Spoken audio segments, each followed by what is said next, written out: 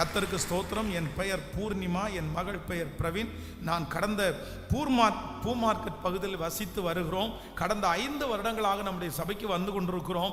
சபைக்கு வர ஆரம்பித்ததிலிருந்து எங்களுடைய கடன் பிரச்சனை கொஞ்சம் கொஞ்சமாக மாற ஆரம்பித்தது. பாஸ்டர் அம்மாவுடைய பாடல் ஆராதனையை ஆன்லைனில் கேட்டுக்கொண்டிருக்கும் போது பிசாசின் பிடித்திலிருந்து விடுவிக்கப்பட்டோம். தற்போது என் மகன் 10ஆம் வகுப்பு தேர்ச்சி பெற்று பாஸ்டர் அம்மா ஆசீர்வதித்து ஜெபித்தார்கள். என் மகன் 75% மார்க் பெற்று நல்ல முறையிலே பாஸ் பண்ணுவதற்கு கர்த்தர் கிருபை செய்திருக்கிறார். நல்ல கரங்களை தட்டி ஆண்டவரை மகிமைப்படுத்தலாம். எனது பெயர் ராதா மூர்த்தி. என் மகன் ராகுல் 10வது வகுப்பு பொதுத் தேர்வு எழுதி தேர்ச்சி பெற்றான். வகுப்பில் எனது மகன் மிகவும் பின்தங்கிய நிலையிலே இருந்தான். அவனது வகுப்பு ஆசிரியர், உங்கள் மகன் தேர்ச்சி பெறுவது மிகவும் கடினம் என்று கூறிவிட்டார்கள்.